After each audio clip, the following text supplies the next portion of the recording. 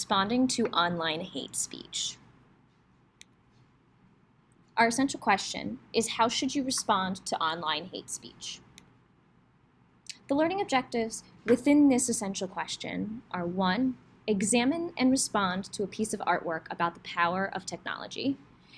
Then we will analyze an online hate speech dilemma using the feelings and options steps. And we're going to identify specific actions to positively affect a situation involving hate speech. So before we go any further, we're just going to take a look at this picture. What do we see? We see green hands around a man's neck coming from a phone. What do we think we see about this? It's a little disturbing. Not quite sure what's going on here. It could be multiple points of view. What about the artwork makes you wonder? I wonder what's going on. Why does this person's eyes marked with an X? Is there a reason for the colors being the way that they are? Hate speech. Hate speech is a verbal attack targeting someone because of a group they belong to. This could be their race, their gender, their religion, their ability, their sexual orientation, and many more. It is not only these 4, 5 examples. Anonymous. When people are online, they can become anonymous. This means that there is no name or identity that identifies that person, so they become anonymous. With those definitions, let's take a look at this again. If it's titled online hate speech, now what do we see? Now we look at the phone and we think, what's coming out of it is that hate speech. What do we think this hate speech is doing? It looks like maybe trying to hurt the individual holding the phone. Makes me wonder what that hate speech was that's making this individual feel the way that this picture has been reflected. Respectful discussion norms. When we discuss things, we need to, 1, speak our truth. Then we need to respect others' points of view. While another is talking, we do not interrupt them. And finally, if we disagree, we must disagree respectfully, using facts, figures, statistics, and information to back up our truth. I'm going to watch a quick video online. While you watch the video, I want you to think about these 2 questions. Why do we think people post hate speech? And how does hate speech affect you? I see hate speech everywhere. Usually it's about race or religion. And I've seen this all in social media, Facebook, YouTube. I've definitely seen hate speech in comment sections, basically every single platform. There's always that one racist or sexist comment that's always going to be there. I don't think you have to go very far to find it. I don't have a need to go digging for it. It's everywhere.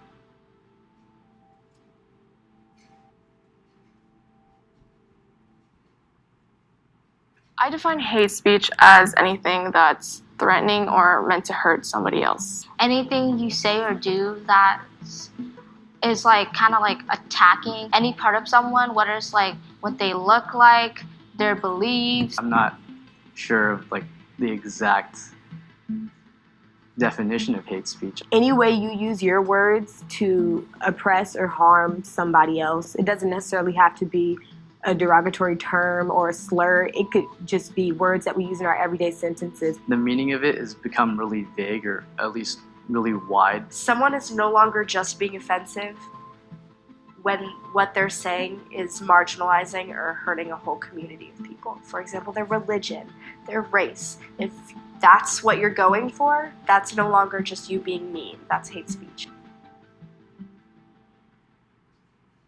I have definitely encountered hate speech online. I found it a lot more on social media than I have in real life. I see it in maybe comments on YouTube videos or tweets on Twitter. Twitter has a huge amount of hate speech. It's such an open platform for people to just type down what they think and send it off. I definitely think YouTube is one of the places where you most see racist or like sexist comments. I've noticed it mostly on social media platforms like Instagram and YouTube through jokes.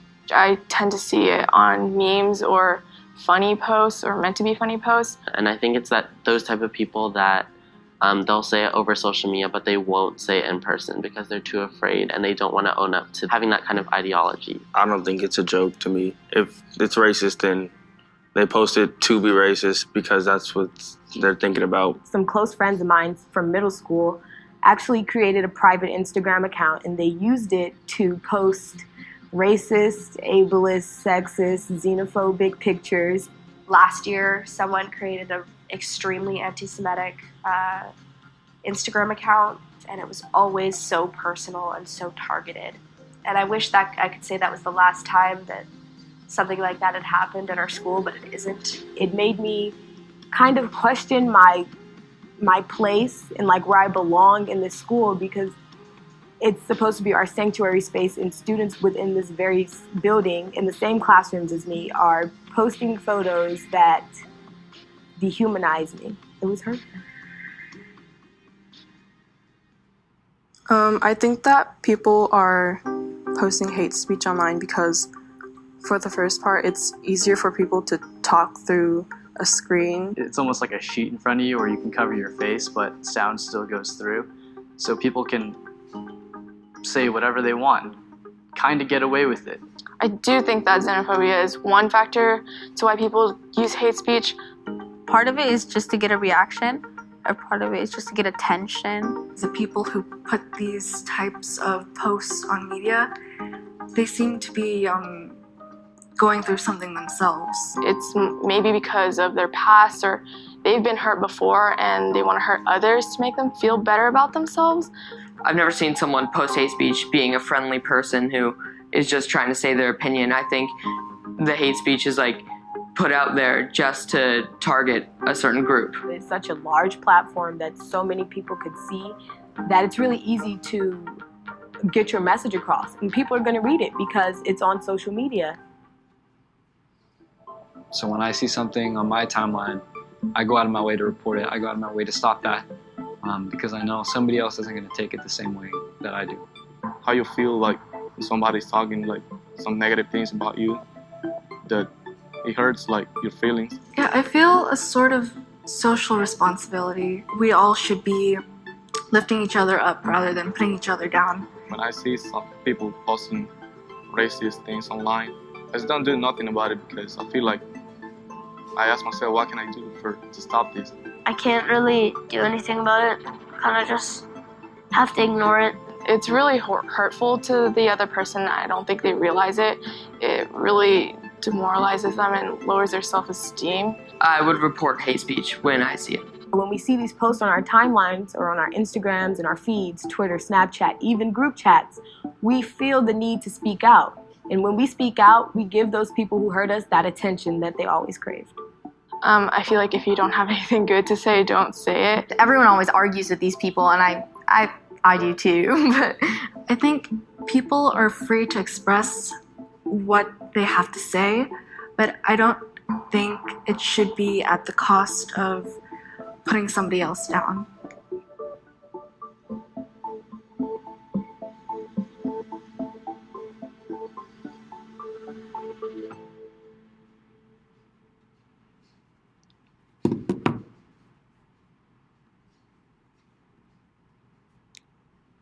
Okay, why do we think people post hate speech? On the video, you learned that individuals sometimes have the intention, the malicious intention to put others down, and that's what the ultimate goal is for some of these hate speech posts and comments. It's not always the case, but yes, that is the case in some aspects. How does hate speech affect you? I want you to think about this personally, on a personal level. How does it affect you? Have you ever been on the receiving end of hate speech, or online bullying of any kind, cyberbullying of any kind, how did you feel? Why did you feel that way? What did you do about it? Okay, the most important rule I really want to stress here is it's not what your intention was for your post or your message. What matters truly is how it was received.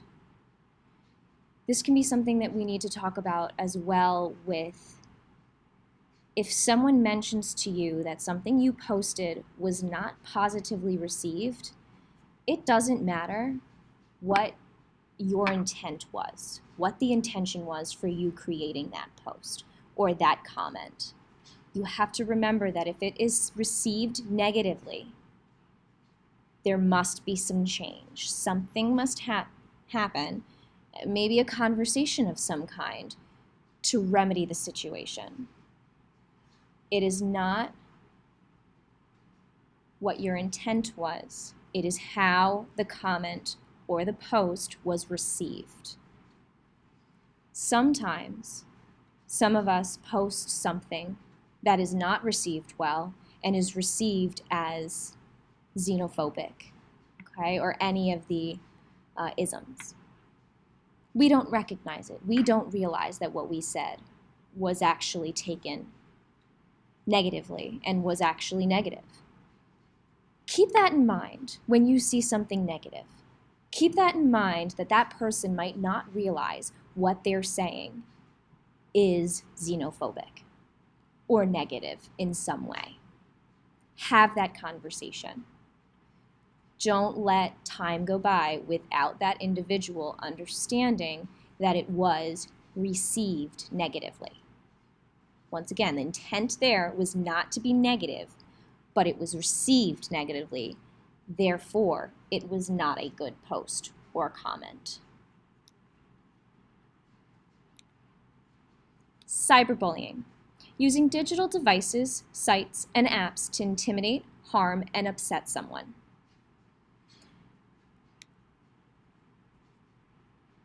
There's a link on Schoology that gives for you to give suggestions on how to respond to hate speech online. Click on the link and input some examples of how you can respond to hate speech to turn the event and the thing itself into a positive experience instead of a negative experience. We will come back together as a class when you are done watching this for ways to be upstanders in a hate speech incident.